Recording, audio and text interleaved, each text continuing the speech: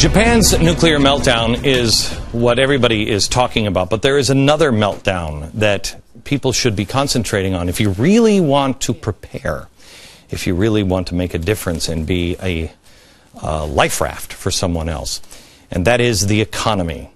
Japan has the largest amount of debt in the world. Their debt, which is caused by giving free stuff, not necessarily in the case of Japan, but free stuff, an older generation that was promised stuff, it's now 226% of GDP. Ours is just only about 100%. Japan, when you have a debt, because you're giving out free stuff, you need to sell bonds, our treasury bonds, Japan's bonds. Those are loans to buy free stuff. China or we would come in and buy bonds. They buy our bonds. So we can buy more free stuff and give it to people that we can't afford. That's like a credit card. That's what the bonds are. There are credit cards. Japan's bond market is the second largest in the world. We're the biggest. More importantly, they are the second largest foreign holder of U.S. treasuries. Those are our credit cards. So they have our credit cards. They have been buying. They were still buying our treasuries, giving us more money so we can buy more free stuff and give it away through the end of last year. But let's take a look at what's happening over in Japan now. And this has been done before with Japan. They're going to need to start spending money at home, not buying investments, not buying our junk bonds. After the Kobe earthquake in 1995, that's exactly what they did, because they needed to spend 3.4 trillion yen on relief and rebuilding efforts. Today, they just manufactured, what was it, 15 billion yen, and just dumped it into the system. Japan is about to be reset. They need to build new structure. And because they've done it before, we know they'll stop buying our treasuries. The question is, will they sell our treasuries? Because they don't have the money to fix their infrastructure, so they start dumping our treasuries because they need that money to fix what was broken there. It gets worse from here. I mean, let the other people cover the meltdown of the nuclear power plant. That's bad. This one affects the entire world. We told you last week the world's biggest bond fund, PIMCO, dropped all of its U.S. debt from its fund. So all of the treasuries, the world's biggest private bond fund, said, yeah, we're going to cancel America's credit cards. We're getting rid of those. Okay. Now, the guy who made that decision, his name is Bill Gross. He manages the fund. He's not a schlub.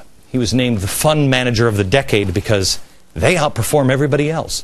News reports now are saying others might follow PIMCO. Really? They might follow? Might? PIMCO runs the world's largest private bond fund, more successful than anybody else.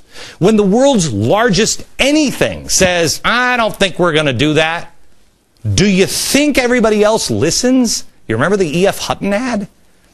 This is exactly what we told you to watch for with George Soros, because George Soros does this right before an economic collapse. He always says, well, my hedge fund, nothing wrong, but I just don't think it's a good investment. I'm getting out of their bonds. And because people listen to George Soros, they say, well, he must know something that I don't know.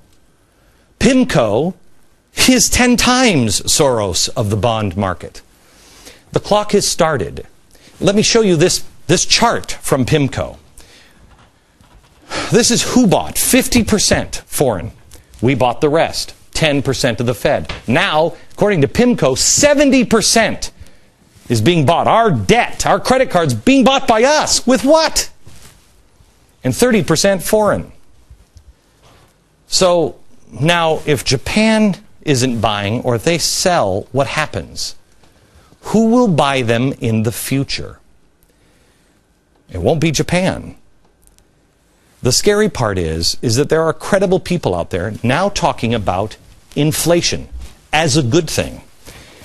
If you have debt, you need credit cards. So you go to a bank, you go to a country, and they give you loans, credit cards. But if nobody will give you that, you have to start Printing your own money. Inflation is what you can't do. When you want to buy something, you go to your basement and print it up. No, you can't do that, but the government can. They say, according to several articles now, people are seriously looking into inflation as a way out.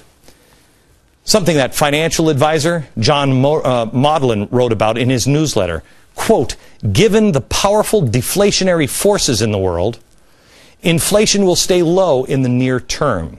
This gives some comfort to mainstream economists who think we can create inflation to solve the debt problem in the short run. In other words, make your dollars worthless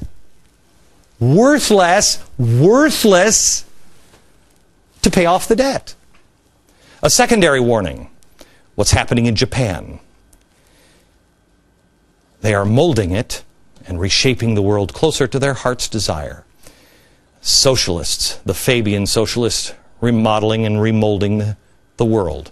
I showed you in the beginning that Soros is trying to sway what is happening with the nuclear power plants. We showed you that China is now, strangely, trying to convince people that an ally is Japan. But what does all of it mean? What does it mean to us? What does it mean to you? What does it mean to your bank account? Well, I want to show you here the various countries where preceding hyperinflation, what was happening. Look at this.